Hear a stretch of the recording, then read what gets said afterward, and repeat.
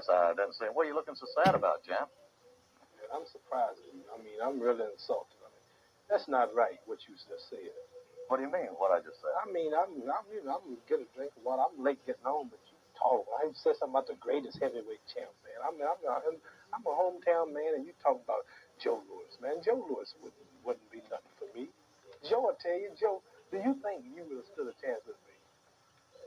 Well, Clay, one time during my career, I went on a Bum of the Month tour. Bum of the month? I would have been a bum compared to you. Well, you've been on the tour. Oh,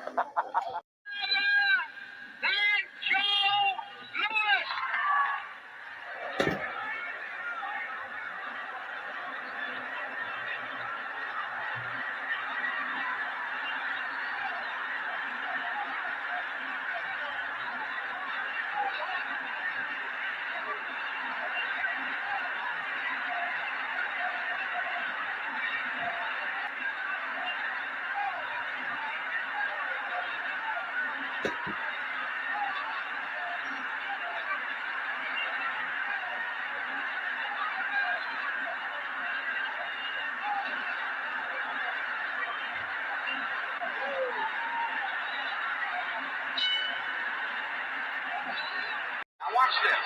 A left-right combination by Rocky draws a beautiful left hook counter by La Starza.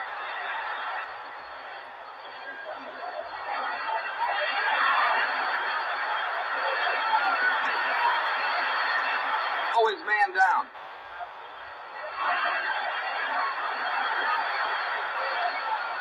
La Starza has been knocked down, but never out. As he himself puts it, I know how to get up.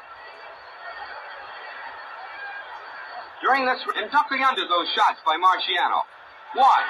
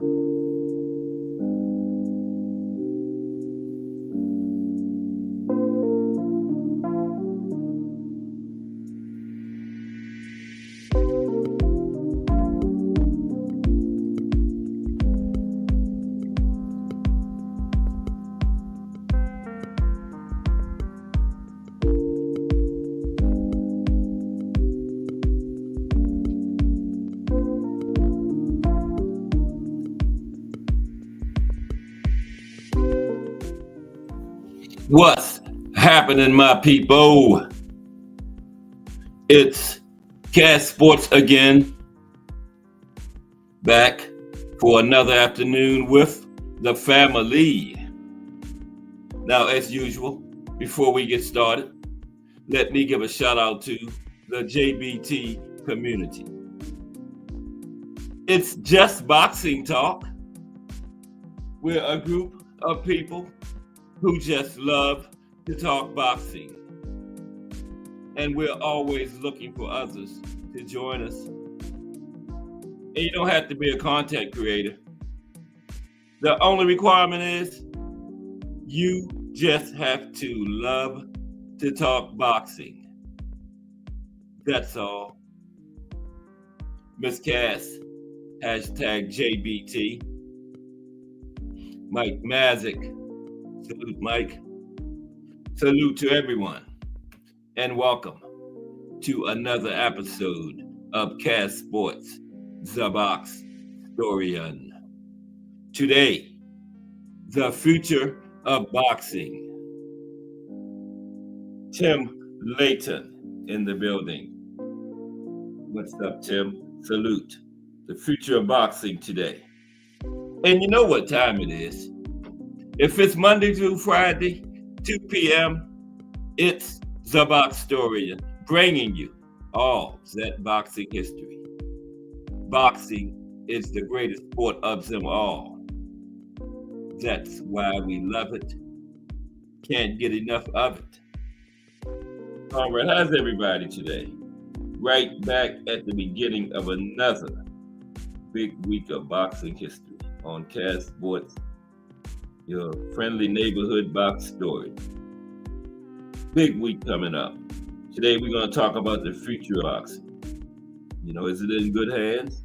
We're going to look at some of the current stars and some of the young stars that recently came into the sport, like within the last year or so. Abdullah Mason.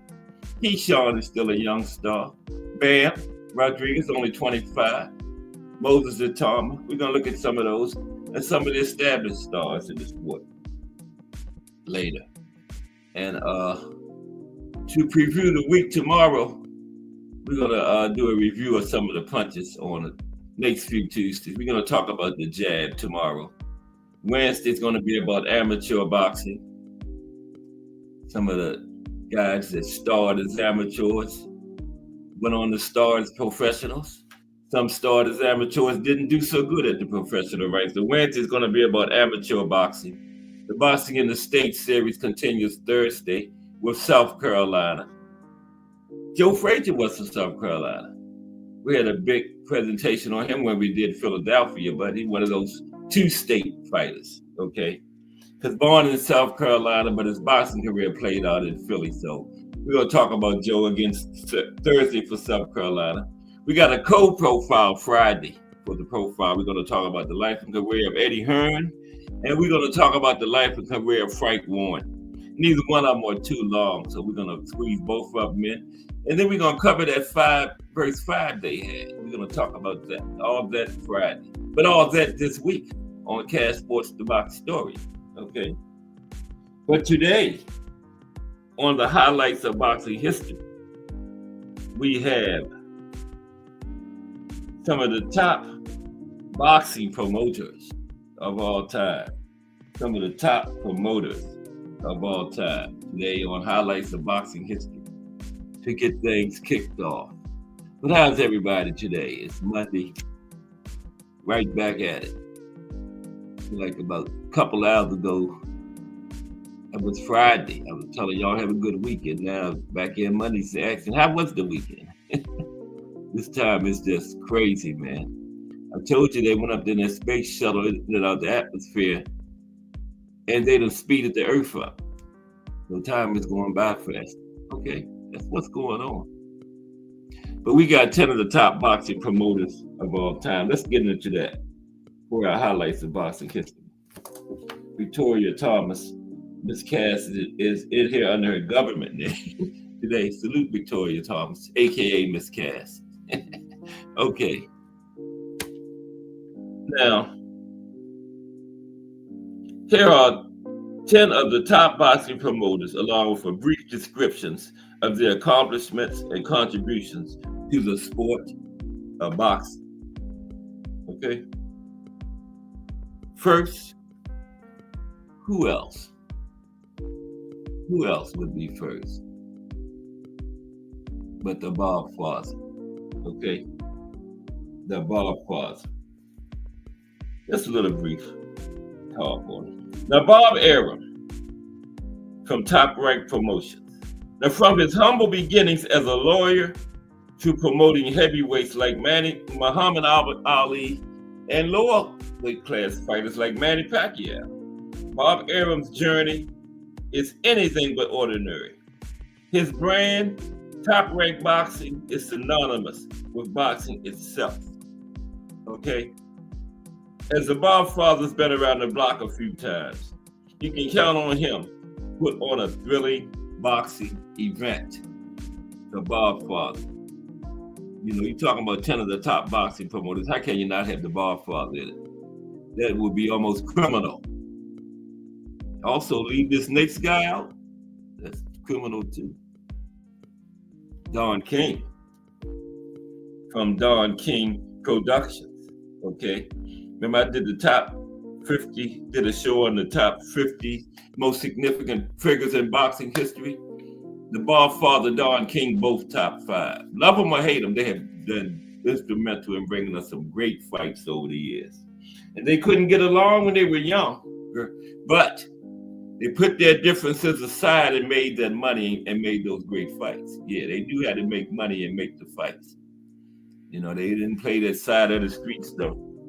Bob Father and Don King was like, you're on the other side of the street, cross over, damn it. We're going to make this fight, cross that street.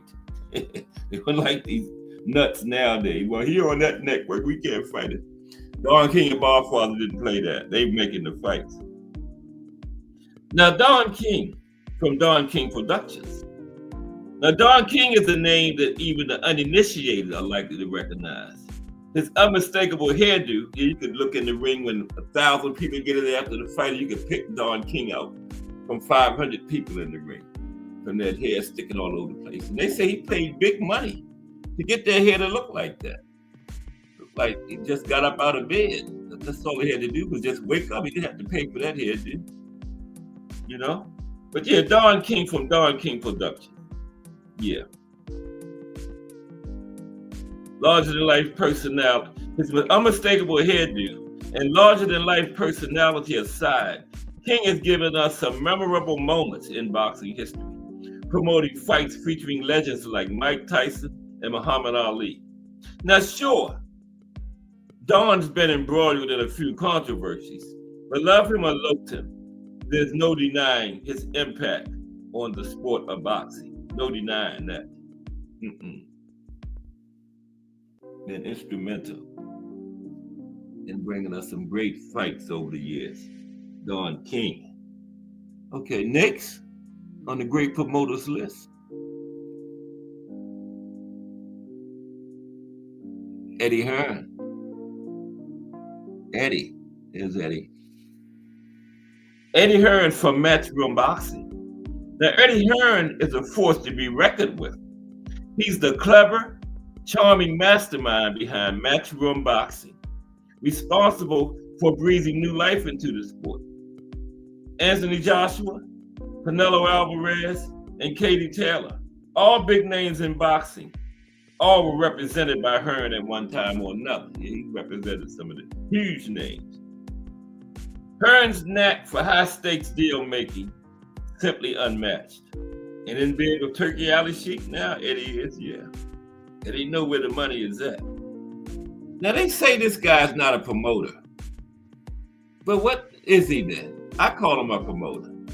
They say he's not a promoter. What the hell is he? Al Heyman, he's a promoter. Al Heyman from Premier Boxing Champion. I hear so many people say Al Heyman is not a promoter, but what is he? He represents fighters and put fight cards together. Isn't that what a promoter does? Al Heyman, Premier Boxing Champion. Al Heyman, the man who swapped music for boxing, has given us the Premier Boxing Champions, the PBC. PBC's unique business model shifts power to the boxers, something relatively unheard of in the sport. Yeah, Bob Father Oscar sued him because he was paying his fighters too much. Well, pay your fighters then. Don't hate on me because I'm looking out for my fighters. Pay yours. Yeah, he shifts power to the fighters. Now, the stars Heyman worked with, just a couple of names, guys named Floyd Mayweather Jr. and Manny Pacquiao. They were up under PBC's umbrella. They worked for Top Rank, Bob Father, and Al. Right, all the big names. Bob Father and Don King back in the 70s, 80s, 90s, all the big names was with one of them at one time or another. If you wanted a big fight, you had to get with one of them too back in the day, or you wasn't getting it. They ran boxing and belong in the Hall of Fame. I don't know about Turkey Al the Sheep just yet, but yeah, those two do.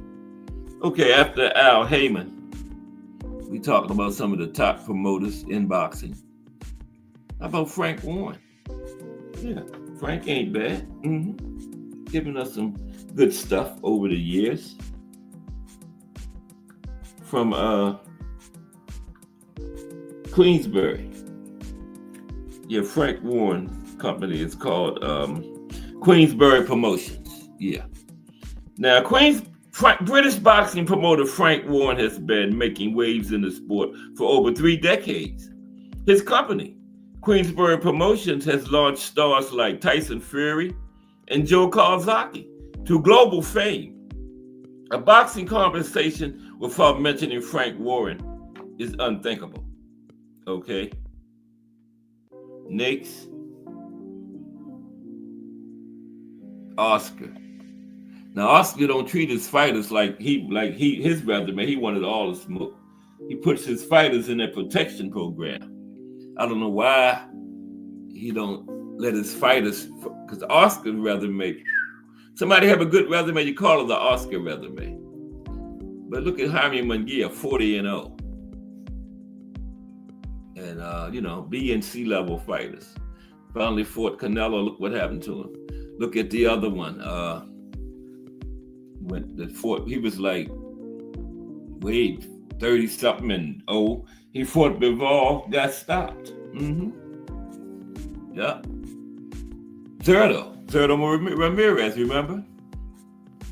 Had a crazy winning streak, but then when he got in there with Bivol, A level, look what happened to him. But Oscar De La Hoya makes the cut. Some of the top promoters from Golden Boy Promotions. Used his nickname. He was called the Golden Boy as a fighter. Called his company the same thing. Talk about knowing the game inside out. Former world champion Oscar De La Hoya founded Golden Boy Promotions and is shaking things up. He's given us stars like Canelo came from there, like Canelo Alvarez, Ryan Garcia. And his in-ring experience provides him a unique perspective, both as a former fighter and now promoter. Oscar. Richard Schaefer. He came from Oscar, right? From Golden Boy. I think he got his own thing going on there, Richard Schaefer, yeah. Mike Rim in the building. What's up, Mike? The highlights of boxing history today is promoters. Some of the top promoters. We're down to 7. Richard Schaefer. He used to be the president or something of Golden Boy, but he had his own company now. Richard Schaefer, Ring Star Sports. I think he represents other athletes other than boxers too in other sports. Richard Schaefer. Richard Schaefer, a business wizard, was pivotal in Golden Boy Promotions' early successes and has since moved on to found Ring Star Sports. Schaefer's knack for business and deep understanding of boxing make him an invaluable asset to the sport. I think he has some other athletes in other sports too, Richard, but he has a promotional company called, he's like an agent too, I believe, called Ring Star Sports, right? Doesn't call it a promotional company because I believe Richard, or he has some agents in his company, something like that. Yeah. Okay, Richard Schaefer though.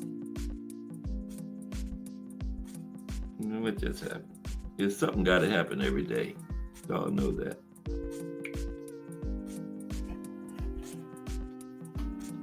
But we'll get it back together. Come out and go back in. And we're back. Yeah. Okay, after Richard Schaefer, his company's called Ring Star Sports. Lou DiBella. Good promoter. Lou DiBella. Make sure, right? Yeah, that's Lou DiBella. No, that's Richard Schaefer again. Sorry. That's Lou DiBella. On the left there. Well, yeah, that's Lou DiBella, okay? Lou DiBella from DiBella Entertainment, okay? Lou DiBella, former HBO sports executive turned boxing promoter, is an outspoken advocate for fighters' safety. DiBella Entertainment is home to fighters like Sergio, we had Sergio Martinez and Deontay Wilder. Now, DiBella's passion for the sport infectious. Well, he used to have both of those two guys, Sergio Martinez and Deontay Wilder. And his passion for the sport is infectious. Deontay is with PBC now, right? No, Eddie Hearn now. Eddie Hearn. Yeah, Eddie Hearn. Get it right, Cass. Yeah, Deontay's, when he was in the 5 vs. 5, he was with Eddie Hearn, remember? Represented by Eddie. Cassie Duva. Talk about some great promoters. Cassie Duva. There's Kathy. Everybody hit the like button. Appreciate everybody stopping by today. Oh, I didn't erase the chat. That's important. Okay, it's back. Gotta be able to see that. Mm-hmm. I was checking the like. Don't worry about the likes. Just keep going, Cass. Number 9, Kathy Duva from Main Events. She represented the profile we did Friday. Who was it? Sergey Kovalev. Kathy Duva is not just breaking the glass ceiling, but smashing it to pieces. As the CEO of Main Events, she's promoted titans like Evander Holyfield and Sergey Kovalev. An influential woman in boxing, Duva is a role model for countless others. And number 10 is Samson Lukowicz. I guess I said that right, but there's Samson anyway. It's Samson. Is that the Mexican monster? No, I don't think so. Is it? No. But that's Samson on the right there. Look kind of like Benavidez. From Samson Boxing. The man who put Latin American boxers on the map, Samson Lukowicz, founder of Samson Boxing, is a force to be reckoned with. His company promotes some truly promising talents and has hosted some truly gripping fights. Okay, let's look at some honorable mentions. Those were 10 of the top ones. Let's look at some honorable mentions in promotions. There's a lot of minor promotional companies that we don't be in the limelight, like the Bob Father and Don King and Al Heyman and Eddie Hearn and Oscar and them. Yeah, let's look at some of them. Banner Promotions. Now the brainchild is Artie Patullo, right? He owns Banner Promotions. From its inception in 1988, Artie Patullo's Banner Promotions, that's Artie right there, has made its mark on American boxing. How? By fostering events that showcase talents like Ricky Hatton, Diego Corrales, and Acelino Freitas. A question that lingers: could it maintain its vibrancy for decades to come? Another one that we haven't heard too much about. 360 Promotions. These just some honorable mentions. He's not the biggies. 360 Promotions. Tom Loeffler's powerhouse. That's Tom in the black suit, orange tie there. Tom Loeffler, 360 Promotions. Okay? Now picture this. A promotion company that not only orchestrates thrilling fights, but also revives an entire division. That's Tom Loeffler's 360 Promotions for you. And the secret ingredient, his synergy with the Klitschko brothers and Gennady Golovkin. Okay? Yeah, he represented those fighters in their heydays. Group Yvonne Michael, or Michelle. There he is.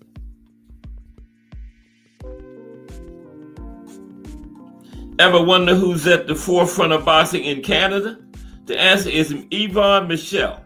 His promotional enterprise, Group Yvon Michel, has put Canadian fighters in the spotlight, contributing to the country's boxing narrative. Wasserman Boxing. We're going to get started with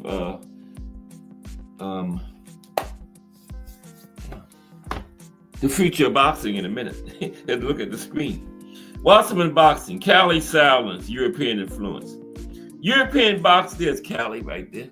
European boxing has a guiding light. Cali Sowland is the chief boxing officer of Wasserman Boxing. He has brought European talent to the global stage through high stakes matches. Then we got, let's got a couple more. These people worth mentioning. Salita Promotions. There's Danny Salita. Danny Salita's Rising Stars. An ex-boxer turned promoter. That's him in the GOAT. Dimitri Salita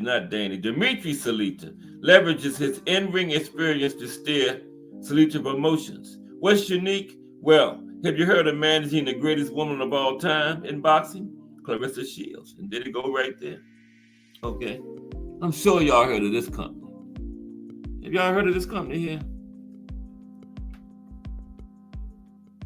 Mayweather Promotions. From champion boxer to champion promoter. Floyd Mayweather's winning streak continues with Mayweather Promotions. You know, he crafted the careers of boxers like Gervonta Davis, right? After all, who better than a champion boxer to mold future champions? Did a good job of Tank too, getting his career off the ground. Yeah, got in the way it needed to be, and you know Tank branched on out. But yeah, I thought Floyd did a great job with the young man as a young boxer. You know, got his name out there. Espinoza Boxing, not Steven Espinoza. Not he was with Showtime, right? In the middle, in the blue, that's Frank Espinoza. Espinoza Boxing the Frank Espinoza way. Espinoza Boxing stands out in the crowd, but why? The secret lies in the focus on management over traditional promotion. A fresh take on boxing brought about by Frank Espinoza. Mick Hennessy's Hennessy Sports. There's Mick on the left there. Hennessy Sports, Mick Hennessy's UK legacy. Mick Hennessy, with his promotional company Hennessy Sports, has given the UK several unforgettable boxing matches. His uncanny knack for scouting talent has birthed several world champions, right? Including Carl Froch, Tyson Fury, and James DeGale. Three European great English boxers. And finally, boxer. That's Ben Shalom, a boxer. Boxer, Ben Shalom's innovation. Finally, let's consider Ben Shalom, the founder of the UK-based boxer, known for infusing innovation into the sport. He's now struck a significant deal with Sky Sports Boxing. Is this a new chapter for boxing? We'll see. Ben Shalom and boxer. Okay, so now let's get into the future of boxing. Okay, what is that about? Glad you asked, because we about to find out. How's everybody today? This Monday afternoon. Appreciate y'all rocking with Cast Sports today. Hope you enjoyed the show. Right back at the beginning of a big week of boxing history. Because if it's Monday through Friday, 2 p.m., it's the Boxtorian bringing you all that boxing history. Okay? Let's go. Is it 2:30? Yes. Man, don't you love it when a plan comes together? 2:30 on the dot. And then the highlights of boxing history, 2:30 on the dot. We got one more segment to the Ring Magazine Fights and Fighters of the Year. That's the 5 years into the current decade we're in. Them the only ones we haven't done, and we are going to try to get that in tomorrow. 2020 to 2024, right? That's 21, 2, 3, 4. Yeah, that's 5 years. Had to use the old fingers. Okay. The future of boxing, though. Okay.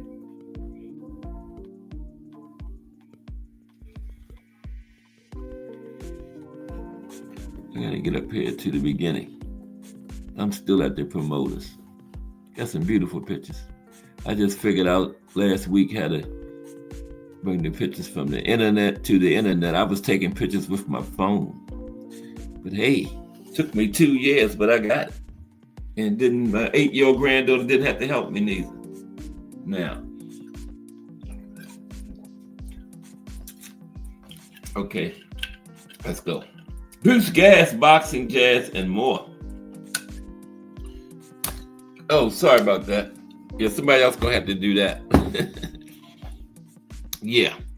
Okay. The future of boxing. Okay. Let's get this out of the way.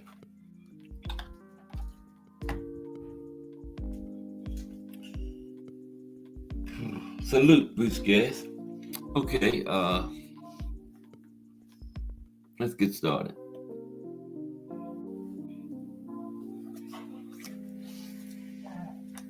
Now,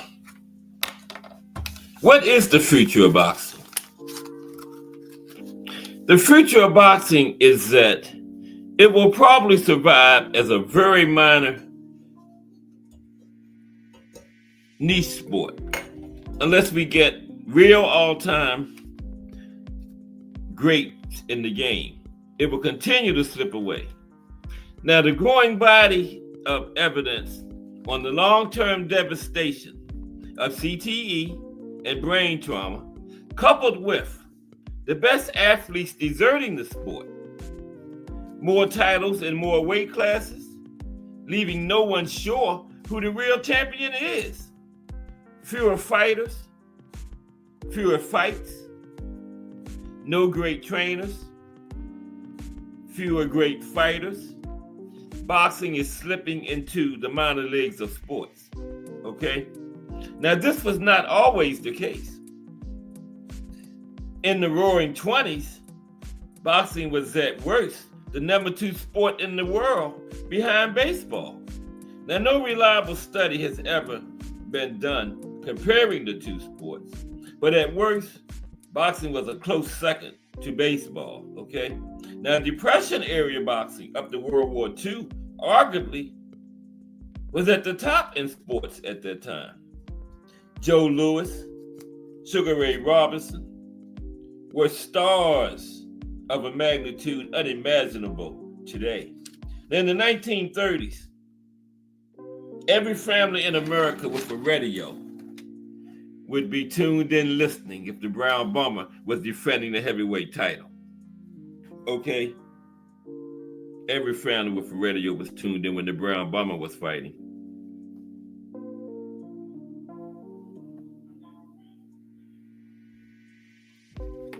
Now, so what happened?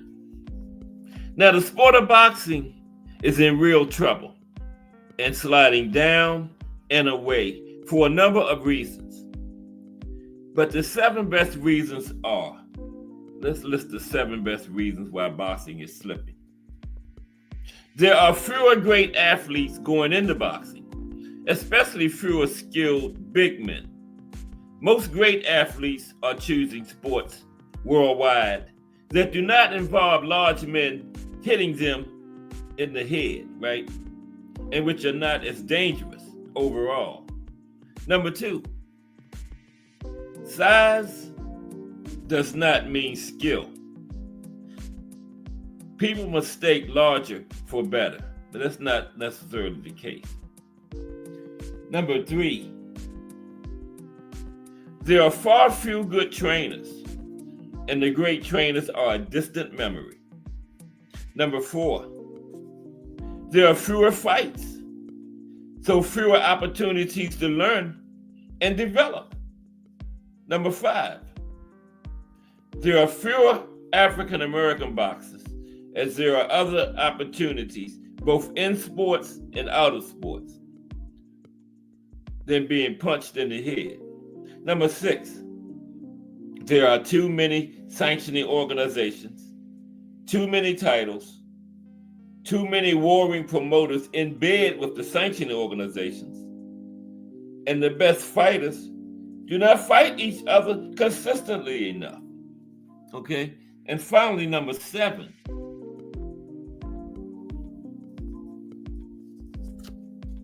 The increasing evidence that boxing leads directly to brain damage and neural trauma. Okay? It's indisputable evidence that that's the case too. We talked about that last week.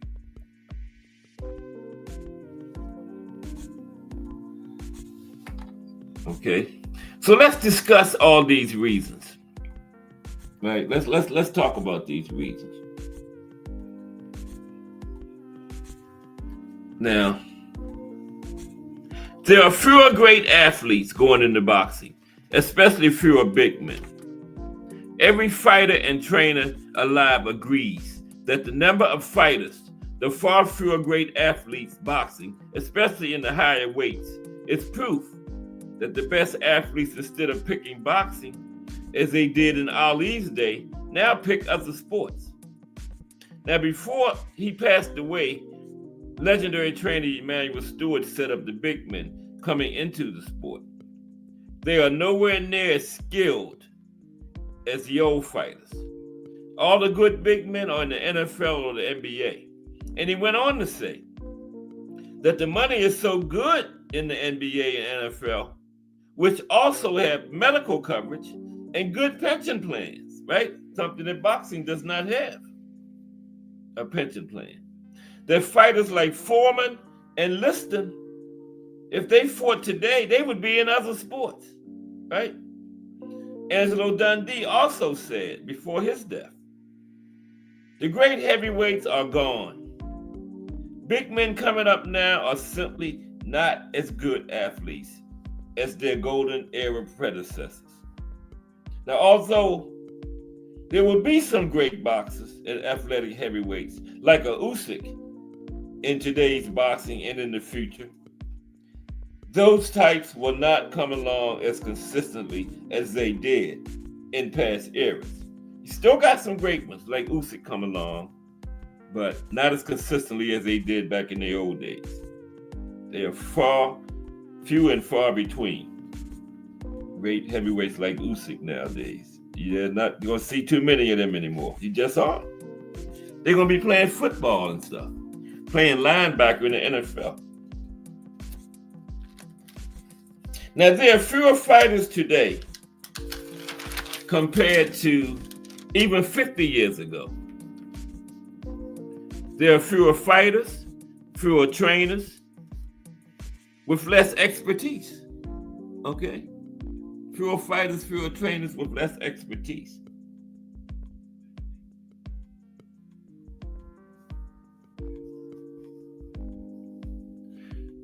And there are fewer fights. And not just in the United States, but all over the world. The totals are down, right? Now, fighters today fight far fewer rounds, box less in the gym, and simply do not learn the fundamentals of the game, okay? Just don't learn the fundamentals, and that's important. By every metric that matters, the sport is far less healthy than it was 40 or 50 years ago. Those metrics include key indicators like the number of licensed fighters and the number of promoted events. Both are significantly lower than they were 50 years ago. In fact, both are significantly lower than they were in the 1930s. Even counting the relatively greater popularity of the sport in England and Eastern Europe, there are still less fighters in total in the world licensed to fight than there were in 1970, almost 50 years ago. And there are less licensed trainers than there were 50 years ago. And like I said, fighters today fight far fewer fights, thus boxing infinitely and simply do not learn the fundamentals of the game, because practice makes perfect. Now, greater money for a single fight means fighters do not fight as much. You know, and some fighters making astronomical amounts, so they don't have to fight as much, right? Very simple, not rocket science. Mm-hmm.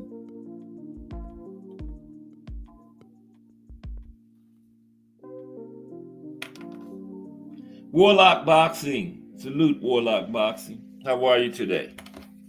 Just looking at the future of boxing today, that's all. Yeah, today is, I forgot all about it. Today was St. Patrick's Day. But happy St. Patrick's Day, everyone. See?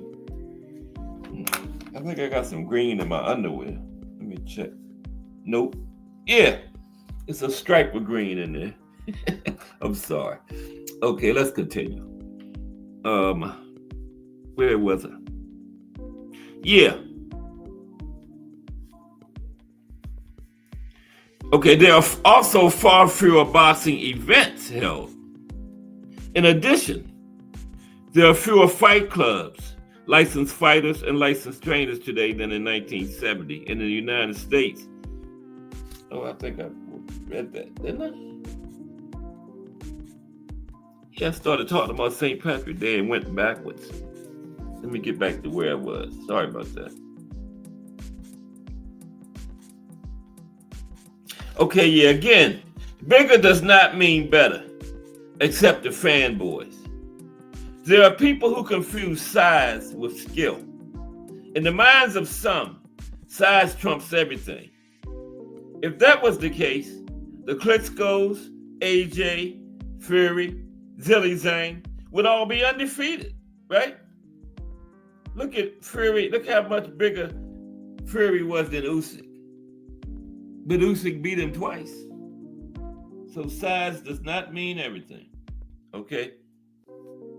Now, many modern heavyweights are the same height as their 1970s counterparts, but they pack 20 pounds or more of extra mass. Yet, does this extra mass make them better fighters? If it was added by lifting weights or using PEDs, as is all too often the case, then the answer is no. Bulky muscles look impressive, but they do not help a fighter hit harder. Instead, they slow a fighter down, right? And serve as useless bulk, which must be hauled around the ring all night. Okay?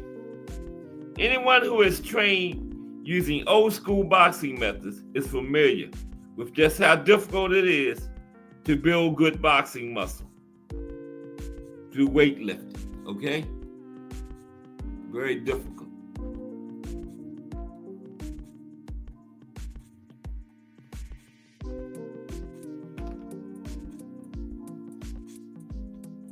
Now, because fighters today are bigger, like I said, does not mean they are better.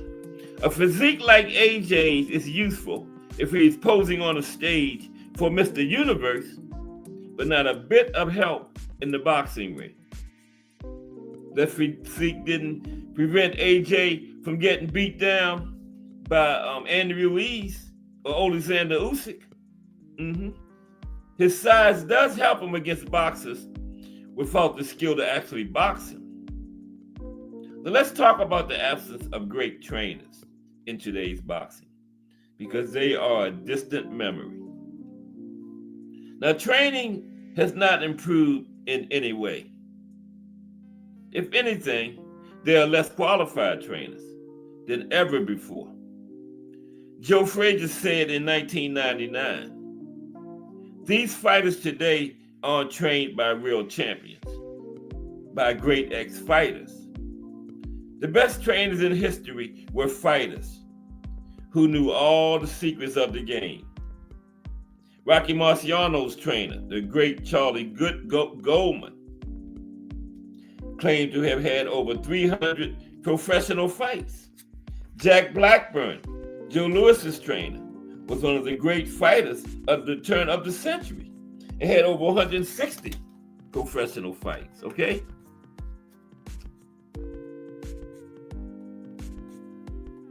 He fought the likes of Joe Gans, Sam Langford, and the great Harry Grab. Joe Louis's trainer, okay? He fought Joe Gans, Sam Langford, and the great Harry Grab, okay? And then he trained Joe Louis. They learned to fight by fighting. Okay? They learned to fight by fighting. Ray Patterson, straight out of New Jersey, is in the building. What's going on up there in New Jersey, RP? Good to see you today. The future of boxing. That's what we're talking about today. And we're going to talk about some later, some of the current stars in the sport and some of the future, some of the young stars that's come into the sport in the last few years. Bam has been in a while, but Bam is young. We're going to talk about Bam and Keyshawn, Benavidez.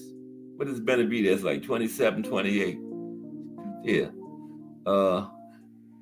The future may be going downhill, but we still got some good young stars and some current stars that still make the sport interesting. We're going to talk about them too. And some female fighters like the GOAT, Katie Taylor, Amanda Serrano, Gabriela Fundora. Yeah, we're going to talk about some of them later on. Okay? So we got a good one for you today. Okay, now where was it? Yeah, the old trainers that were former fighters, they learned to fight by fighting. And then by working with other great trainers.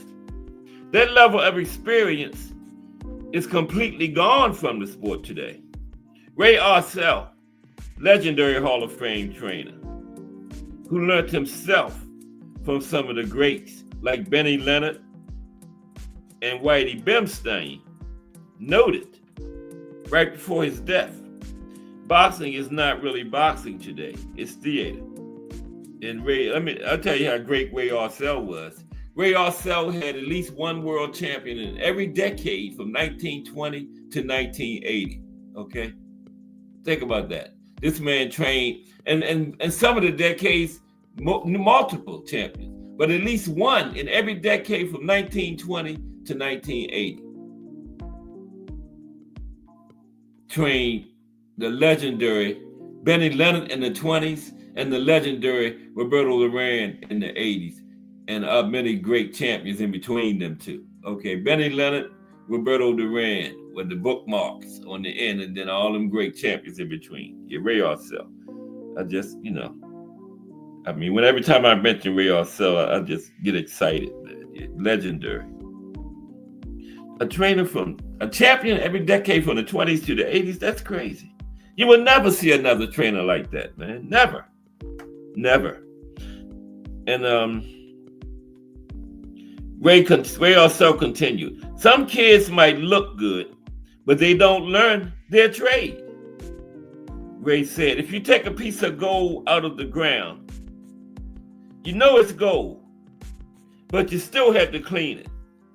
You have to polish it. But there aren't too many guys capable today of polishing a fighter. Okay?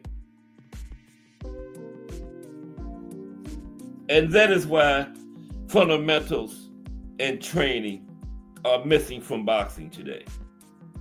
The great legendary trainers are a thing of the past.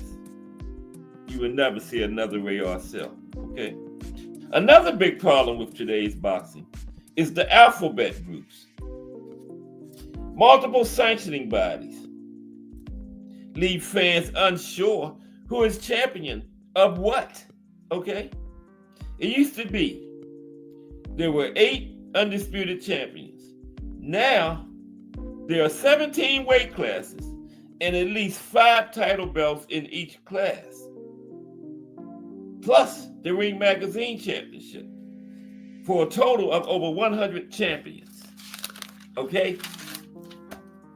In the sport. Over 100 champions in the sport. How can that be, man? I was counting the IBO belt too, because I've seen some pretty big names with that. I was counting the big 4 in the IBO belt. So you got over 100 champions in boxing today, man. That's crazy. Then they have super, interim, regular, silver, intercontinental, British, European, diamond. plus champions in recess. So that's potentially over 200 champions in the sport at any given time. Okay? 17 weight classes. We can have potentially 200 champions in boxing at every given time. That's totally ridiculous, man. That is totally ridiculous. Isn't it? Is it just me? I think that's totally ridiculous. How the hell are you going to have 17 weight classes and 200 champions? Right? Excuse me, let me get my calculator. I dropped the calculator on the laptop, I'm sorry. 17, 200 champions, 17 weight classes. That's an average of 11 champions in each weight class. When you're talking about champions in retests, supers, regulars, interims, diamonds, silvers, European, British, Commonwealth, you got a potential of 11 champions in each weight class, man. Really? I'm not just making this up. Y'all know I'm not. Y'all are boxing fans or boxing supporters, right? This is real talk. And it's ridiculous. It's crazy, ain't it, Tim? It's crazy. Potentially over 200 champions in the sport at any given time. Today, compared to 8 in the days of Sugar Ray Robinson and Joe Louis, just 8. There was 1 champion in each weight class. 1. Okay. Now, each of the 5 sanctioning organizations, like I used the IBO, WBA, WBC, IBF, WBO, and I included the IBO. All of them charge sanctioning fees for their title fights. They also charge for the elimination fights. And for everything else, they can manage to screw a penny out of fighters for.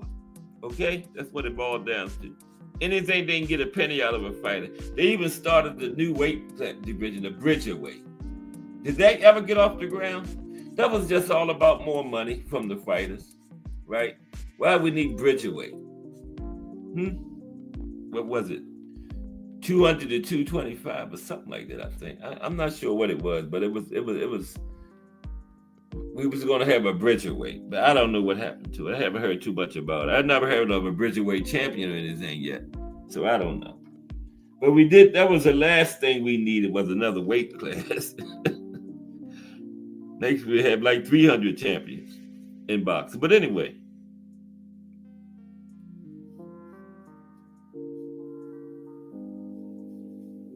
Now, all the sanctioning bodies are allied in one form or another with certain promotional companies, right? And certain television viewing options. Now, none of these sanctioning organizations work well with the others. And none of the viewing platforms do either. The group of different sanctioning bodies allows the group of different viewing platforms and promoters to con the fans and bilk everyone out of more and more money, right? Now, until 1965, there were basically one champion. The WBA and WBC split over Ali's rematch with Liston. And that was a forerunner of multiple champions and much confusion when that happened, yeah. Back in 65.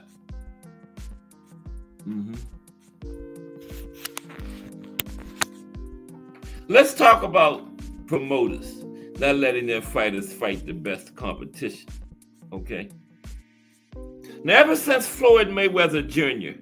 introduced the value of the O, right? Remember, as in no losses, promoters have been hesitant to let a money fighter fight anyone who might endanger their value by defeating them. Case in point, Eddie Hearn and Anthony Joshua. They could have had a Fury or Wilder fight years ago, but Hearn deliberately lowballed both, right? Deliberately lowballed both. Remember that? Nor is that the only case. Al Heyman kept Earl Spence away from Terrence Crawford for a long time when Crawford was promoted by Bob Arum's Top Rank. People have asked, did Pacquiao ever offer to fight Kell Brook, Earl Spence, Terrence Crawford, even Shawn Porter? Yes, Pacquiao wanted to fight all of them. Well, why didn't he? Why didn't he fight them? Because at that time, Pacquiao was fighting for Bob Arum, and Spence, Porter, all fought for the same rival promoter, who Top Rank couldn't make the Crawford-Spence fight with, Al Heyman. Now, Kell Brook fought for Eddie Hearn, who also had a poor relationship with Arum. And any Pacquiao versus Brook fight would have been held in England, okay, which neither Arum nor Pacquiao was keen on. Now, Manny eventually went to PBC with Al Heyman, who also had a bad relationship with Eddie Hearn. So that fight never got made, Pacquiao and Brook. Now, it used to be that the best fought the best, but now it is simply not the case. Most of the time. Now, we get it sometimes, but not as consistently as we need to, okay? Not as consistently as we should. Excuse me, I had to take a drink. Yeah, it should be, Tim. Maybe two. Two at the most. Yeah, you're right. But not 100. That's the average of or 200. That's the average of 11 in each one. And yeah, most weight classes I can name 6 right now. With the 4, you get a division with all 4 major 4 sanctioning bodies in different hands, titles in different hands. Then somebody got the interim, that's 5. Somebody might have the regular, that's 6. Then you might have a champion in recess, that's 7. So right now, there's some divisions got to have 7 champions in it. But when they fight, the sanctioning body is digging in all 7 of their bags. That's what it's all about. That's what it's all about. Now, a few years ago, remember Bob Arum announced that Terrence Crawford might fight an MMA fighter, and then a boxing match with a UFC star, because they couldn't get any of the PBC welterweights stable in the ring with him. That said it all. One of the biggest names in boxing and the best welterweight at the time had to consider fighting an MMA star because rival promoters kept the other top welterweights away from fighting him. And it hasn't got any better. Right? Now, racism was one ugly reason so many great black fighters arose back in the day. Young black men flocked to boxing in the 20th century as a way to earn a living. Opportunities were very limited to them in other walks of life, including other sports, right? Now, with the end of segregation in the 1960s, there appeared to be far fewer young black men boxing because there were better ways to make a living in other walks of life, okay? Yeah. And other sports. And in general, opening up to them, yeah.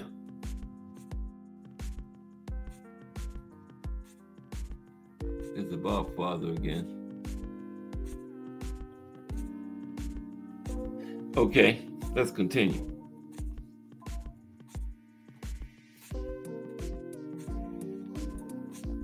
But from the early 1900s to the 1950s, boxing was one of the few avenues to a young black man to escape poverty. Now, we talked about the indisputable proof that boxing causes brain damage and neuro illness last week, remember? But let's review it briefly, okay? Now, according to research, All boxers, 100% of them, suffer brain trauma from boxing, although not everyone develops active neurological disorders. Now, the research indicated 17 out of 100 develop pugilistic dementia, and about 23% more develop other neurological symptoms. Now, one might think, we talked about this last week too, one might think that a great defensive master like Floyd Mayweather Jr. or Pernell Whitaker is less likely than most fighters to develop pugilistic dementia, but that does not factor in the ferocious sparring session fighters engage in. In fact, another fighter, so this puts it in perspective that just being a good defensive fighter does not mean you don't develop that pugilistic dementia, because they did a study that said you get it quicker from sparring than they do from actual fights. And another fighter generally regarded as arguably the best defensive fighter of all time, Willie Pep, actually died from pugilistic dementia, okay? One of the greatest defensive fighters of all time, arguably the greatest, Willie Pep, died from pugilistic dementia, okay? Actually, studies show that sparring is a bigger risk for brain damage than actual real fights. Now think about the number of hours fighters spend sparring opposed to in actual fights. And that is exactly the reason why more neural trauma occurs during sparring than actual real fights, okay? Yep. And there is no ring doctor present during sparring, no 3-minute limit to rounds, and no mandated sit-outs for suspected concussions. Yeah, so sparring is definitely more brain trauma comes from sparring than the actual fights. And the great defensive fighters might not be in there competing harder defensively than they do in a regular fight, because you're working on stuff in sparring, you know? You're getting hit more in sparring if you're a great defensive fighter. And remember, maybe arguably the all-time greatest defensive fighter, Willie Pep, died from pugilistic dementia, okay? In summary, the best of the sport of boxing is in the past.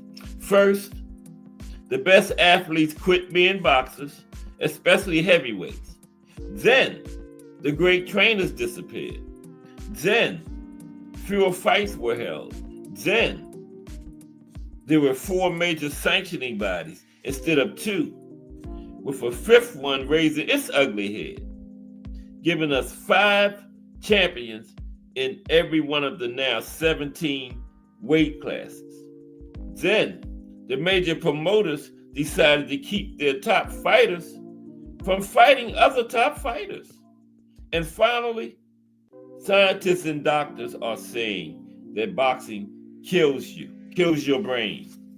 Okay? Saying boxing kills your brain.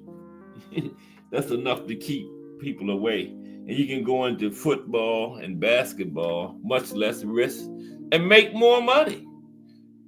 And they got pension plans and all that when you finish. Boxing has none of that. Better medical care, everything.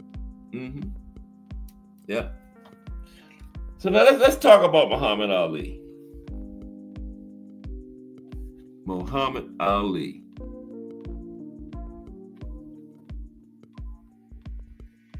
That ain't Muhammad Ali. That's Willie Pep and Sandy Saddler. Yeah, Willie Pep. Well, defense wasn't too tight right there, but he's my best defensive fighter of all time. But Sandy Saddler stopped him 3 times. Yeah, it took some doing then. But they had the dirtiest fight of all time, the 4th fight. Yeah, they both were suspended, fined. They went down so many times, wrestling to the ground. They took the referee down with them one time. But they became best friends after their careers and traveled around doing exhibitions together. Sandy Sadler suffered real bad from pugilistic dementia because I seen him and Willie Pep. They were both older, retired, old, like in their 50s.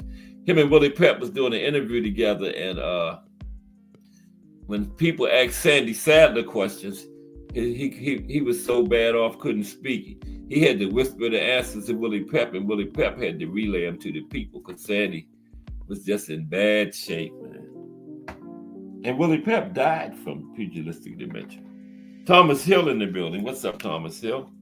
We're talking about the future of boxing today, okay? And we're going to talk about Muhammad Ali for a little while now. And we're going to talk about some of the current active fighters and some of the future fighters. You know, boxing is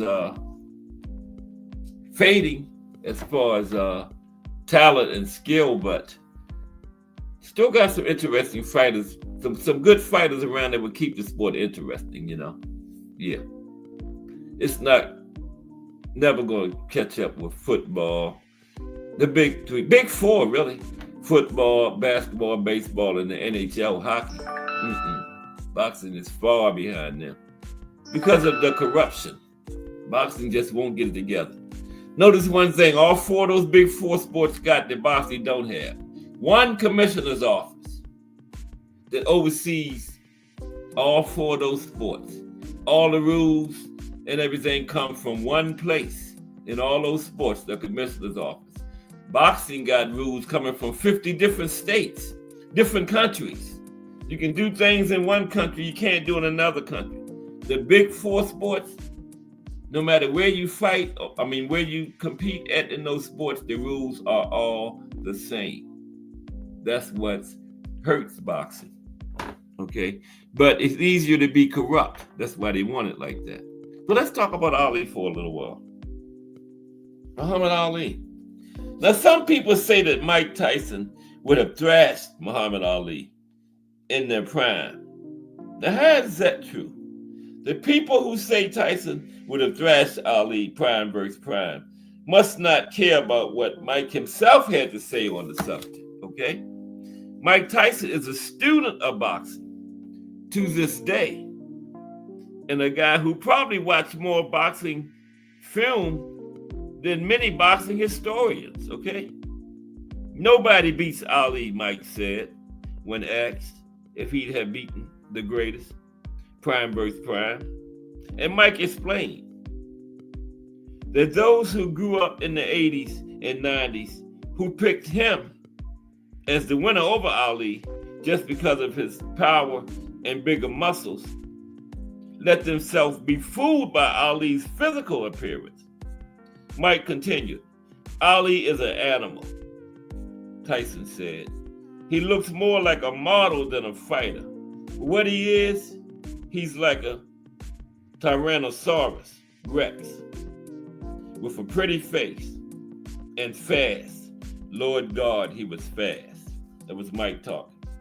Now, Tyson in a 2012 interview described how Ali collapsed to the canvas after stopping Joe Frazier in the third fight in 1975. Mike noted, Ali had too much pride. He'd rather die than let somebody beat him. And that's what made the Thriller in Manila so good, because Joe Frazier felt the exact same way. He would rather die than lose, okay? And you got two fighters like that, and that's what resulted, the greatest fight of all time. Now, what did Ali have to say about the dream matchup with Tyson?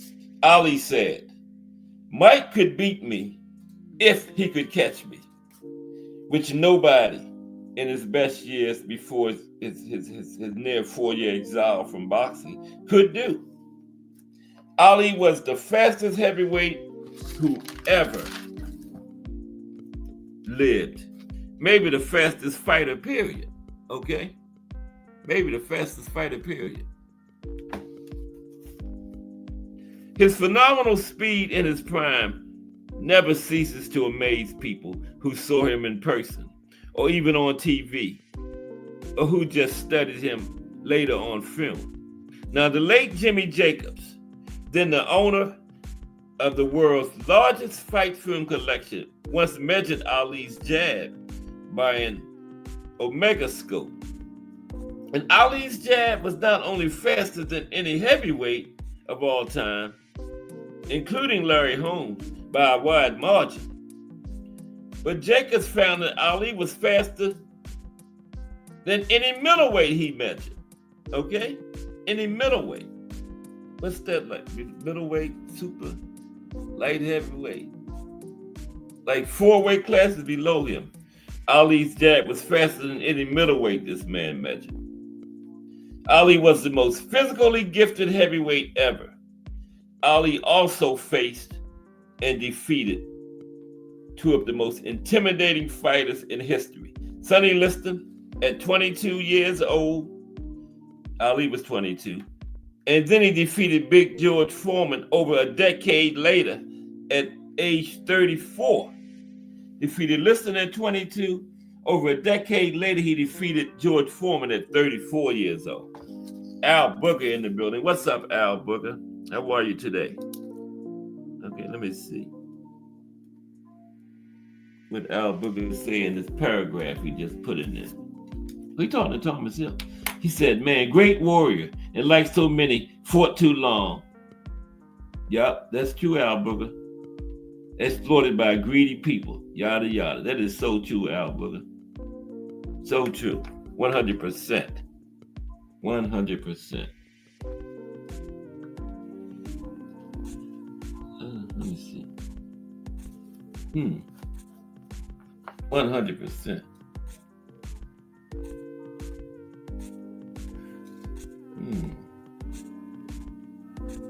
Yeah. Get up there, man. How come it didn't go up there? Oh, I don't know what the heck's going on, man.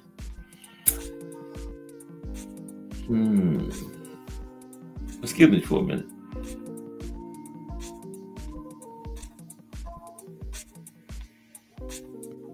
Oh, I know what I gotta do. I gotta do that on here. Bear with me for a minute. One momento. Okay. There we go. All right. Now we're back. Yeah, Al Booker said a mouthful there.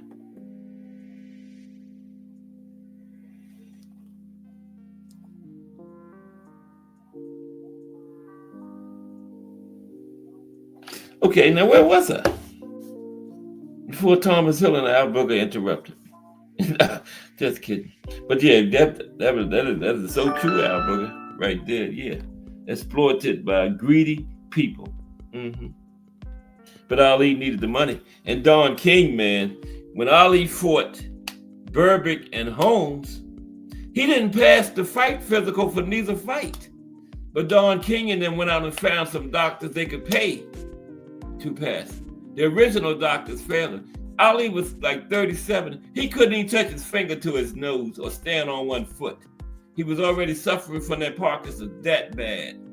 He couldn't even touch his finger to his nose or stand on one foot, a 37-year-old man. Anybody 37 should be able to touch their finger to their nose or stand on one foot. And they had this man in there fighting, right? Angelo Dundee was shocked. He said he was shocked when he looked at the shape Ali was in when he was sparring and stuff, getting ready for the fight. He tried to talk him out of it. Yeah. Exploited by greedy people. But like Al Booker was just saying. Yeah. Yeah, but he was faster than most middleweights. But he beat Sonny Liston at 22, and then over a decade later, he beat George Foreman at 34. The man was great.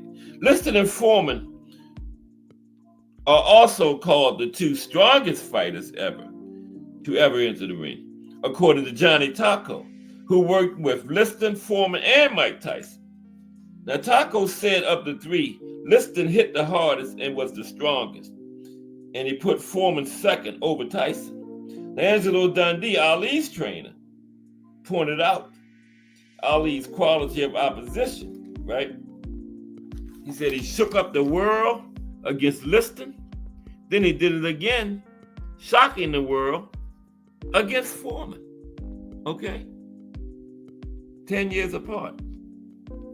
Then he won 2 out of 3 against Joe Frazier and Ken Norton. He beat Floyd Patterson twice. And the second level opponents on Ali's record, Jerry Quarry, Ron Lyle, Zora Farley, Oscar Bonavena, Bob Foster as a heavyweight, because Bob Foster was top level as a light heavyweight, but as a heavyweight, kind of B level. And Ernie Terrell were as good as all but 2 or 3 opponents Joe Louis beat during his 11-year reign as champ. Then I changed. I used to say Joe Louis was the greatest because we do it in the 25. I'm back to Ali being greatest now. Back to Ali. I'll be back on Joe Louis next month. But right now, Ali's the greatest. Right?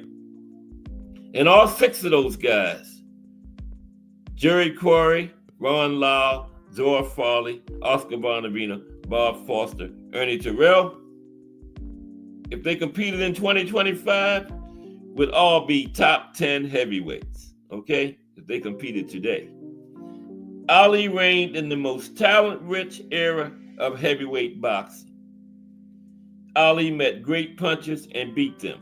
Ron Lyle, Ernie Shavers, and Big George Foreman.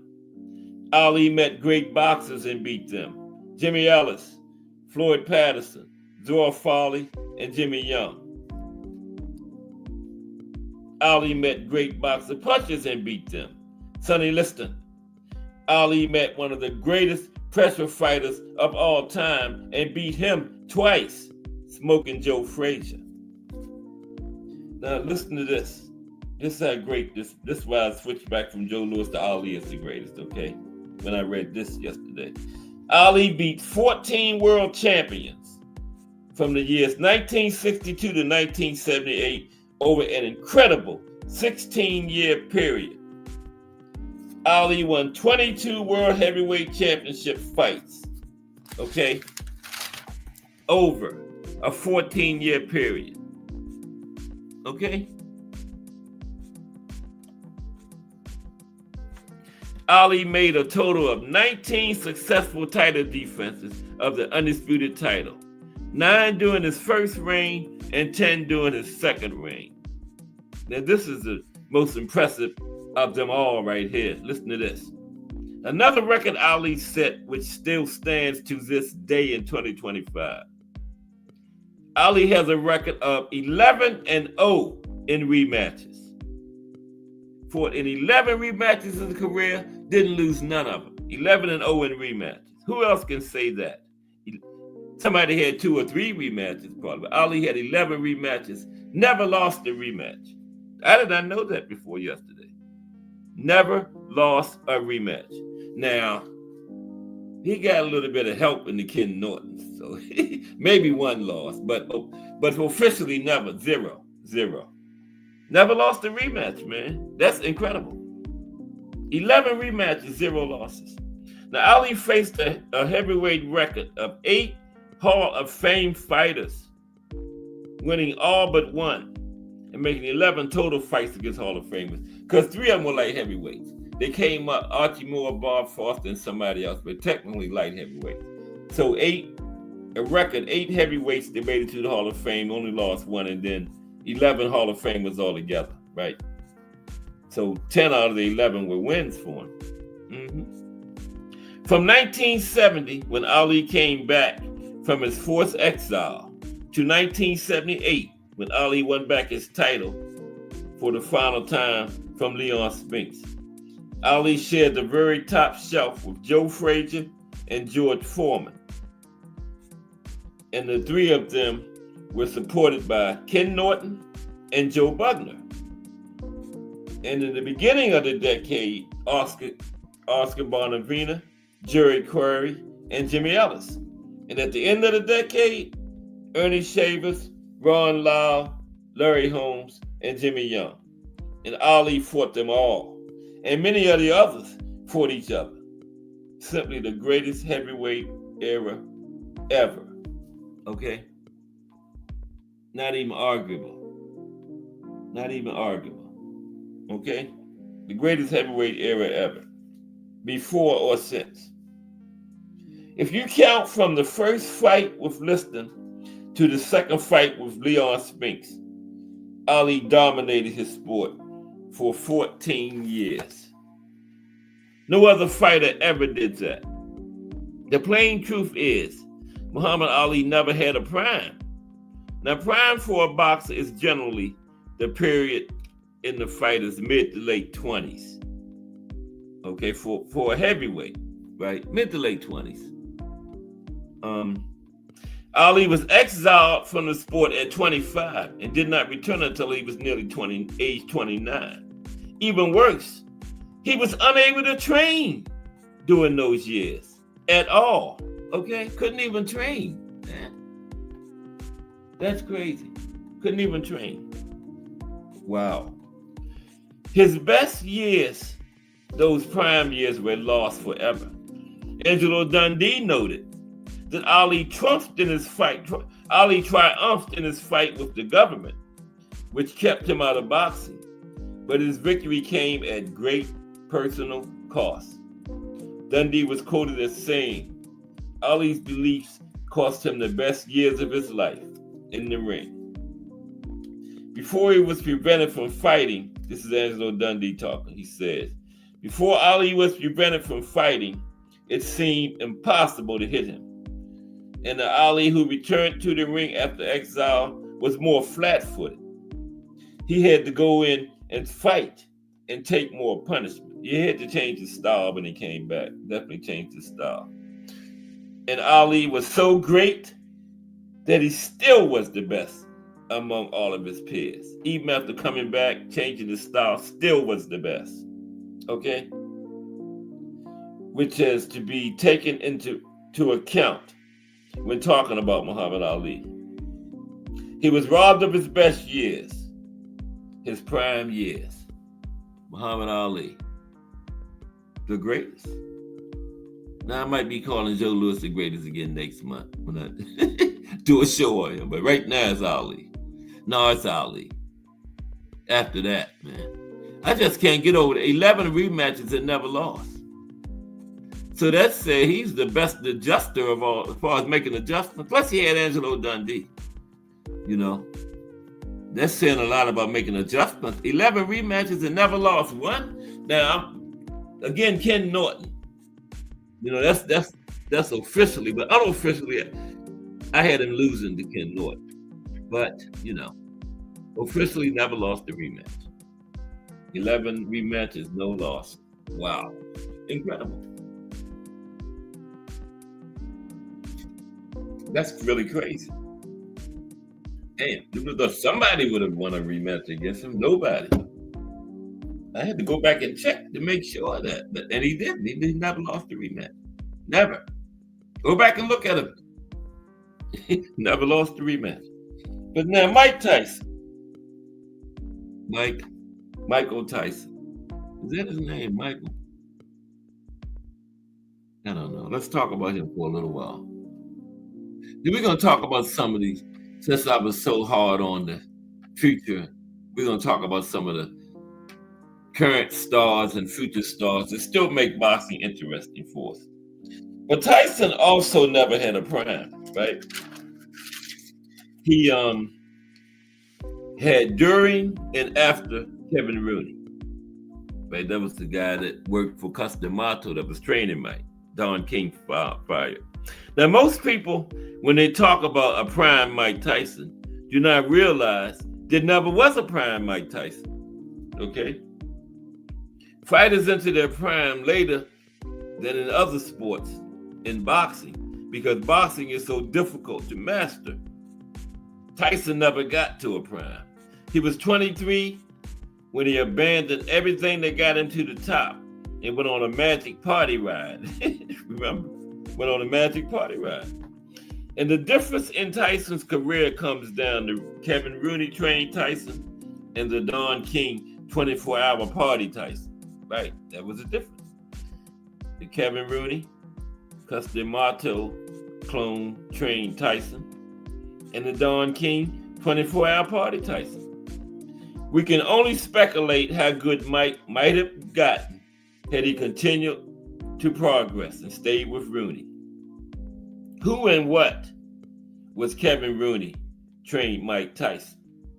Tyson was more than a puncher.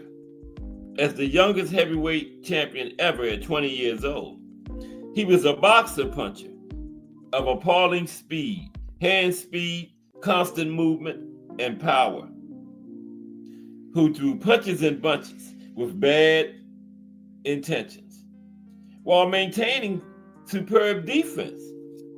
Now, people who never saw him fight, who never understood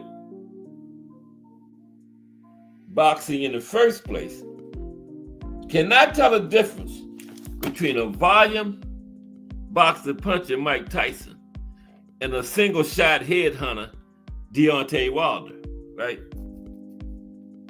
Kevin Rooney, who worked with Tyson from the start of his career. There's him and Kevin right there. Yeah, Kevin worked with him from the start. Kevin worked for because Cus was getting old, and Kevin Rooney did the actual training when in the fights and stuff, right? For Cus. Just Do Boxing in the building. What's up, Just Do? We was talking a little about the future of boxing today. Then we got into Ali and Tyson, but we're gonna look at some the current stars and future stars of the sport of boxing. It's going to keep boxing interesting, right? Now, Tyson,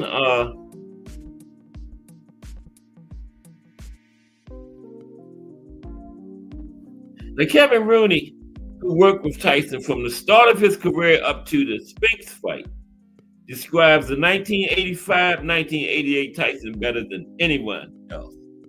He knew Tyson better than anybody, even Cus D'Amato, as far as in the ring, right? Cus knew him better as a person and everything, but in the ring, Kevin Rooney knew Tyson better than anybody. Tyson was trained to be, and he was, a volume combination boxer puncher. Rooney says he punched fast and hard. That's a difficult combination to deal with, especially when those fast punches come in bunches, in good, solid combinations. Rooney goes on to talk about Tyson's defense in those days, saying, Mike was elusive. And the best thing about it was these guys couldn't hit Mike. Rooney continued, when you can't hit somebody, that becomes very frustrating. In boxing, I'm trying to hit you, you're moving your head, and I can't hit you. That happened a lot in Mike's fights. They just couldn't hit him, right? Tyson's entire fight game was based on constant movement, including side-to-side head movement, bob and weave, flip and duck. And in addition, his defense was partially based on his offense, right? Yeah. Classic defense based on offense. He was constantly attacking, throwing punches, volume power punching, working off his jab, while moving, slipping, and ducking. Now, all of the above requires incredible conditioning. Constant movement, slipping, and ducking, volume punching requires huge energy output. There's a reason that fighters like Joe Frazier do not have a long shelf life. And contrary to what people believe, it is not punishment that they took. It was the way they fought, all that bobbing, weaving, and constant moving, slipping, ducking. They took a lot out of it. In fact, Joe Frazier had the best slip and duck rate of any heavyweight champion in boxing history. And he did it with constant movement and throwing power shots inside.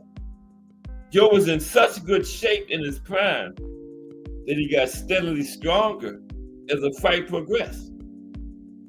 Now, Tyson was not in Frazier's class energy-wise, but the Rooney-trained Mike Tyson was very impressive. But the Frazier-type conditioning requires a monk-like devotion to training that gets harder and harder to do as a fighter ages and experience celebrity, money, and success. Yeah, that's what happened to Mike. Marvelous Marvin Hagler said it the best. Hagler said, remember, it's tough to get out of bed to do road work at 5 a.m. when you've been sleeping in silk pajamas.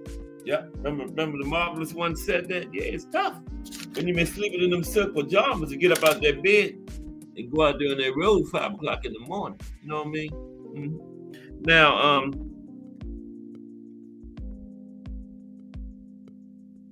yeah.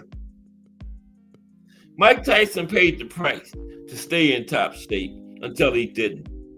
Rooney tells what it was like up to the Spinks fight before Don King got his hooks in the mic. Rooney said, we go to a health club at night, then we'd go to bed. When he was with me, there was no partying. If he hadn't went with Don King, he would have gone down as the greatest heavyweight in history. Well, Rooney was kind of biased. I wouldn't say all that, but he would have been a great. Yeah, that was Kevin Rooney talking. I don't know about the greatest and all that, but he would have been a good one. The Mike Tyson will always be one of the great what-if stories of boxing history. What if he did not fire Kevin Rooney and his original team? Because with them, Mike was a truly great fighter, and without them, he was not. Simple as that. It ain't rocket science. With them, he was great. Without them, he was not. With Kevin Rooney, Evander Holyfield can't even carry Mike Tyson's spit bucket. Kevin Rooney trained Mike Tyson. Evander Holyfield is another 1 or 2 round stoppage, man. Kevin Rooney trained Mike Tyson. Holyfield is another 1 or 2 round stoppage. Right. But Mike was out there partying with Don King and everything, and it just wasn't the same Mike Tyson. But Mike did do enough with Rooney and his old team to earn Hall of Fame honors. Now, where the experts rank Mike all time? Now, Mike is in the top 10 usually, and always in the top 20, right? Now, let's look at where a few media organizations and boxing sites rank Mike, okay? Sports Zion ranks him number 9. CBS Boxing, number 7. Bill Kaplan, number 17. Ring Magazine, number 9. This is all time. Boxing Action, number 8. And a couple more. Give Me Sports has been number 6. Fight City, number 4. Bleacher Report, number 9. Tyson is generally ranked at the back end of the top 10 and always inside the top 20 when it came to all-time heavyweight rankings. That puts Mike Tyson with the best of the best. Now let's talk about some of these.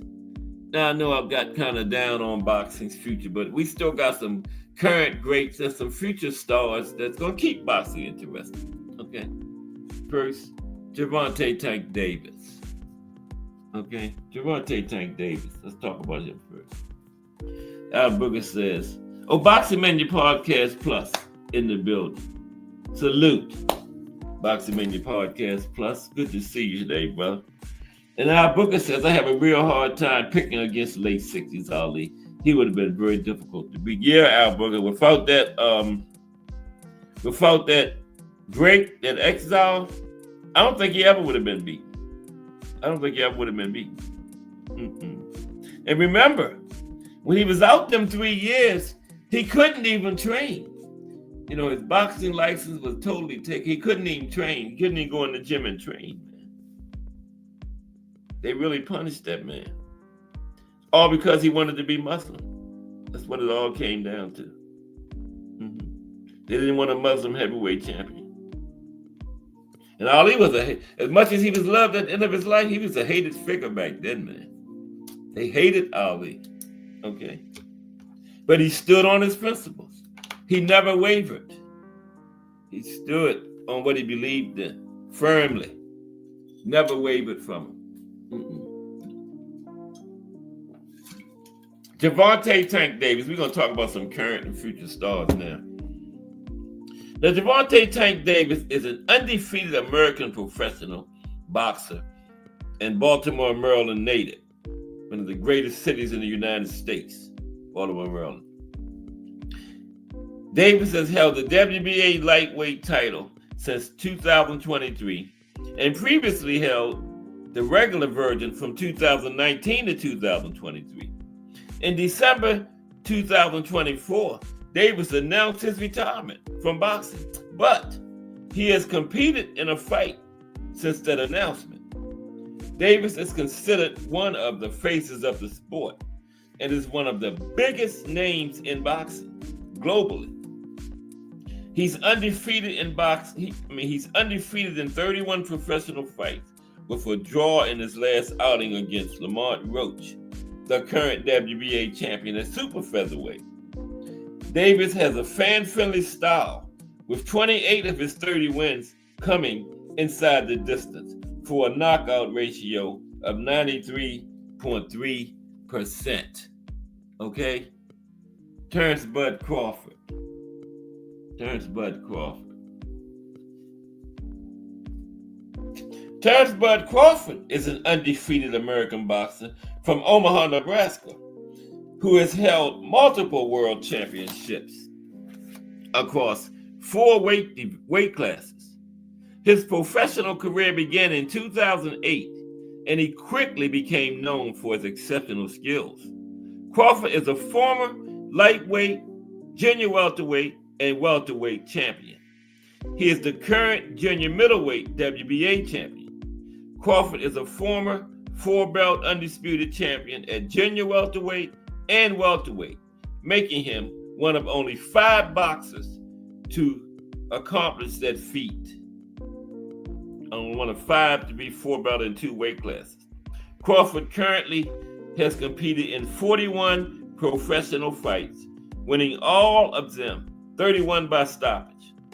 And Crawford is known for his switch-hitting style, seamlessly transitioning between orthodox and southpaw stances, which allows him to confuse opponents and dictate the pace of the fight.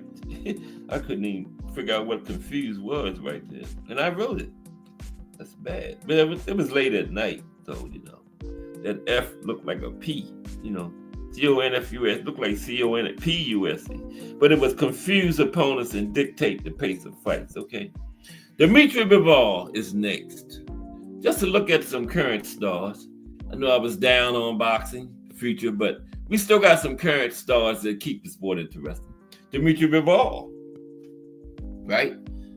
Did I change to Bud? I think I did. I can't remember. Well, there he is anyway. There's Dimitri Bivol. He's next. Okay.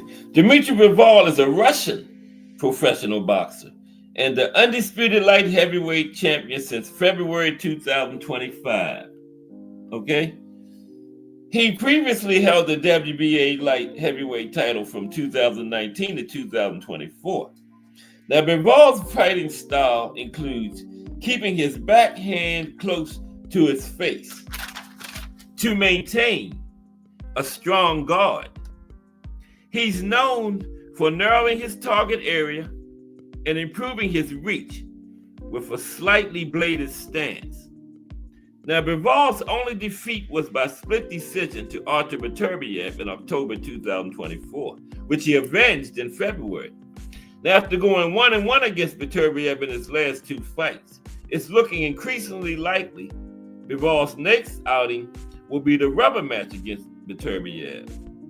Bivol has 25 professional fights with 24 wins. He has the loss to Beterbiev and 12 wins by knockout. Okay, Dimitri Bivol. Define Arnie 1 in the building. What's up, Define Arnie 1? Oh, you got that picture up? What happened to it? It disappeared. Oh, okay. Yeah, that's a nice picture. But salute Define Arnie 1. It's good to see you, bro. Haven't seen you in a while. Everything good down there in Puerto Rico? Good to see you. Define only one in the building. Salute. Okay, next, we're talking about some of the current stars of the sport.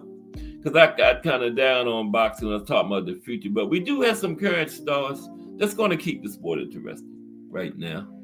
Canelo Alvarez is next. Is that good? Yeah, that's Canelo.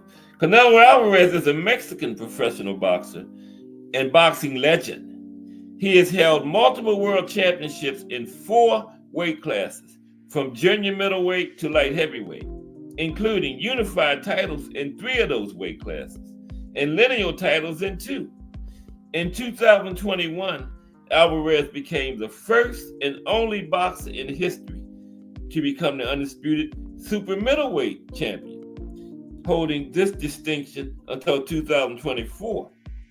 He has also held the Ring Magazine super middleweight title since 2020. Canelo has been the face of boxing for years, ever since Floyd Mayweather Jr. retired as an active boxer. Canelo turned professional nearly 20 years ago in 2005 and has competed in 66 fights at the top level, compiling a record of 62 wins, 2 losses, 2 draws, 39 knockouts for Canelo.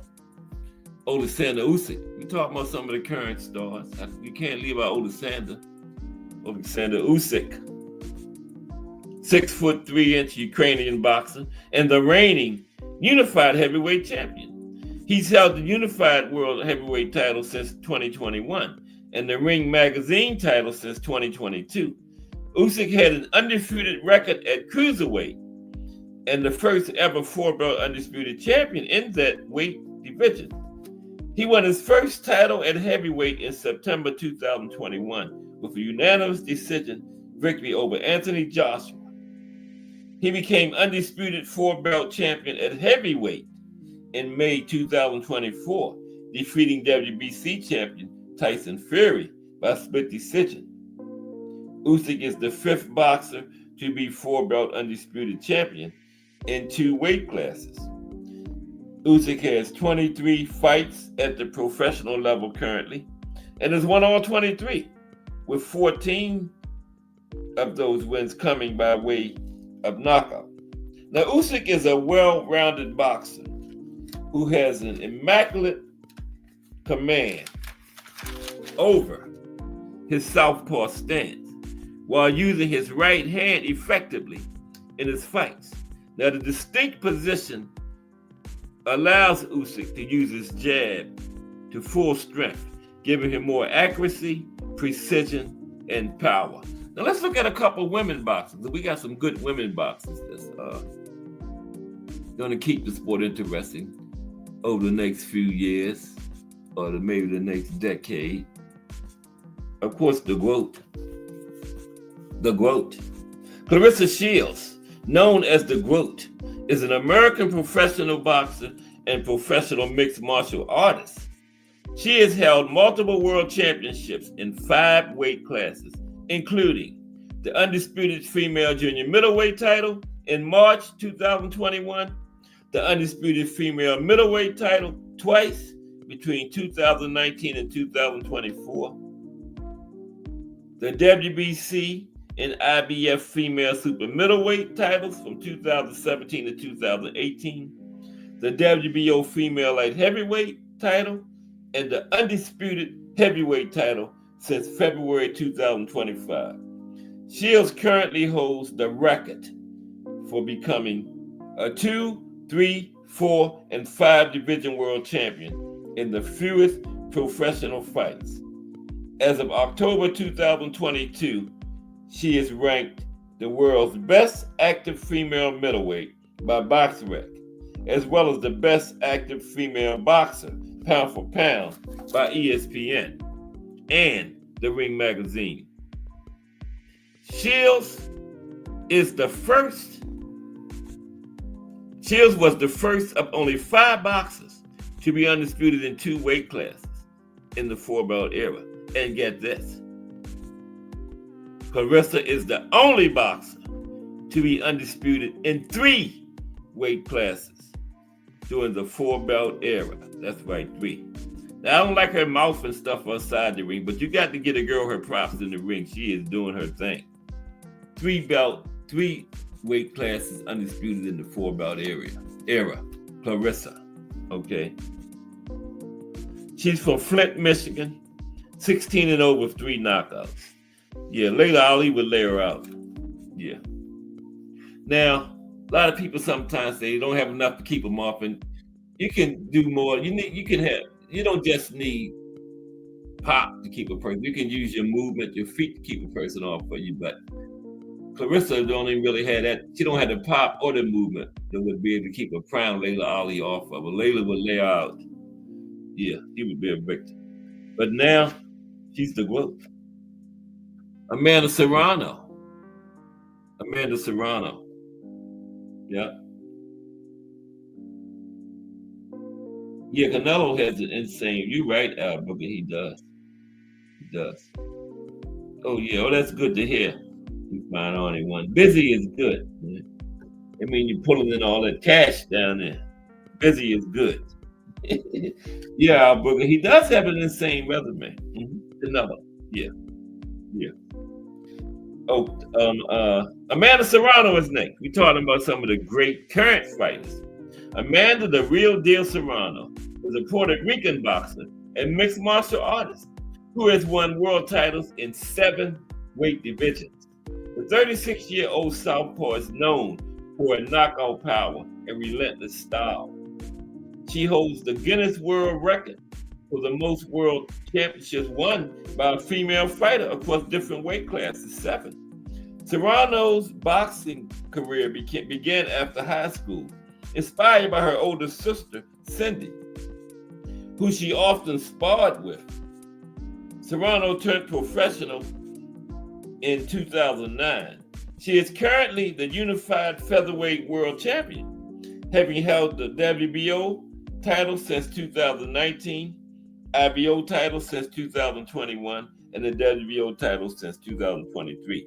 She had the WBC. She was undisputed, but then Mauricio wouldn't sanction the 12-round 3-minute fight for females, so Amanda dropped that. Right? I don't blame her. But she's the only female in Puerto Rican to win world titles in more than 4 weight classes. Go ahead, Amanda. Amanda is 47 wins, 3 losses, 1 draw, 31 knockouts. That's incredible for women's boxing, 31 knockouts. I always have liked Amanda. Yeah. Class act, too, outside the ring. Booker says, Claressa is putting hands on old chicks at heavyweight. You sure Layla would beat the world? Prime versus prime, she would. Yeah, Layla had 21 knockouts in 24 fights. Only 3 people went to this one. She would lay Claressa out. Claressa don't have no pop or movement. Because, when a lot of people say they don't have enough to keep them off of, you don't always have to have pop to keep them off. You can keep them off with your movement and stuff too. But Claressa don't have enough of neither. Movement, footwork, or pop to keep Layla, a prime Layla Ali off of her. Yeah, Layla would sleep her. I think. Okay, let me finish this up. We got Katie Taylor next. Yeah, Katie Taylor. KT. If we don't finish, we're gonna get close. Katie Taylor. Katie Taylor is an Irish professional boxer and former soccer player who has made history in the sport of boxing. In 2005, at age 18, Taylor became the first Irish woman to win a senior European championships gold medal. KT has also won 4 world championship titles and an Olympic gold medal. From 2019 to 2024, she held the undisputed and lineal world lightweight championship. Since 2023, she has held the undisputed and lineal world super lightweight championships. She is hugely popular in her native Ireland, and she is credited with raising the profile of women's boxing at home and abroad. KT is regarded as the outstanding Irish athlete of her generation. And she's also one of the 5 4-belt undisputed champions in 2 weight classes. Can't tell. 24 wins, 1 loss, 6 knockouts. Okay, let's go to some of these young stars. These come back. We had Gabriella Fedora, a couple of young stars for the women. There's Gabriella. And we had Caroline Dubois, Danny's little sister. Talk about some of the young stars for the men. We had what is Benavidez? 27, 28. Keyshawn Davis. Let's talk about the businessman, okay? Future of the sport. That got him being the future face of boxing. The businessman. Mm-hmm. He's got that personality, he's got that look, and he's got that talent. Okay? Just got it. Okay. You had businessman. Yeah. I knew I did the businessman. What did I? Is that Keyshawn? Oh, there he is. Keyshawn Davis, also known as the businessman. He's a 25-year-old American professional boxer and the current WBO lightweight title holder. He won the title on February 14th, 2025, by knocking out Ukrainian Denis Berinchuk. As an amateur, Davis won silver medals at the 2019 Pan American Games, 2019 World Championships, and 2020 Summer Olympics. The businessman is 5'9" with a 70-inch reach. He is known for his versatile and intelligent boxing style, characterized by a strong jab, precise countering, and the ability to manipulate his opponent's position to his advantage. Keyshawn is also adept at neutralizing aggressive fighters through lateral traps and punishing body punches. Keyshawn is from Norfolk, Virginia. He currently has competed in 14 professional fights, winning 13, losing 0, with 1 no contest and 9 wins by the knockout route.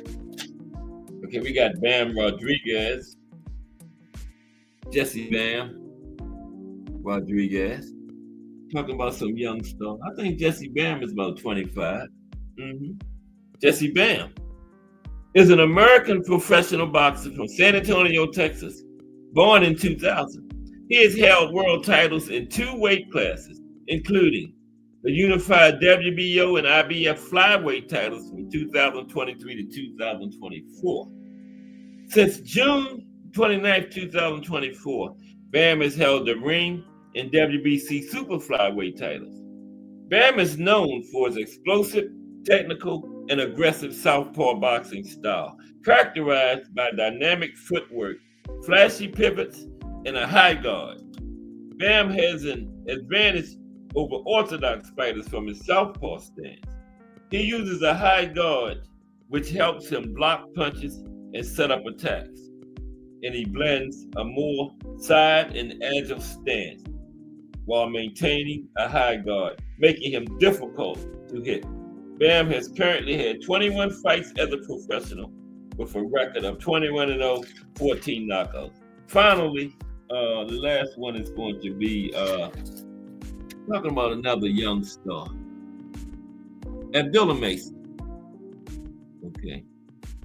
And then we're going to get out of here. Just Do Boxing coming up. Abdullah Mason is a 20-year-old American southpaw boxer from Cleveland, Ohio, who competes in the lightweight division. Okay? Kensaw Love One, Jerome Hattie in the building. There's Kensaw Love One with another super chat. I love Kensaw Love One. And Jerome Hattie in the building. Appreciate you too, Jerome Hattie. But appreciate Kensaw Love One, 1,000% for the super chat. Okay? And I recognize the super chat. That's the Kensaw Love One, man.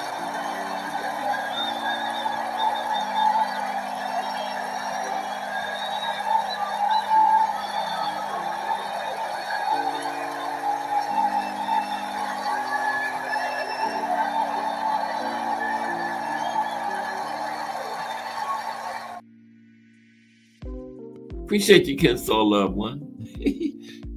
Yeah, all the people was cheering for you. Now let me get back up to Abdullah and finish and land this plane. We on the runway. We just taxiing on down to the terminal. And I'm getting ready to let you all off, okay? I'm gonna finish up Abdullah Mason. If I can find him. There's the businessman. There's Abdullah. Oh, he was still on there. What I'm talking about. Okay. Now, yeah. He competes in the lightweight division. His 2024 campaign earned him a spot on the Prospect of the Year shortlist. Some say Mason could be the most exciting prospect in U.S. boxing. Abdullah is a southpaw, and he made his professional debut on the undercard of Michaela Mayer versus Maeva Hamadouche in Las Vegas in November 2021. He stopped Jalen Phillips in the second round, and after landing a shot that left Phillips staggering, and the referee jumped in. Now Mason is known for his fast hands, good footwork, and elite combinations.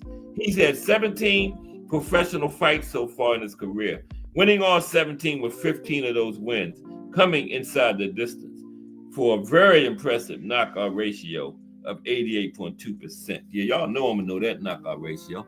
But I appreciate everybody today, man. We getting ready to get out of here. Tomorrow, we're gonna review some of the punch shows. We're gonna talk about the jab in boxing tomorrow. Now, where's my book at? Where I wrote all the names down. It's way down there on the floor. Damn. Oh man. Okay, here we go. But yeah, salute to Drew Hattie and Kensaw Love. One came into the building.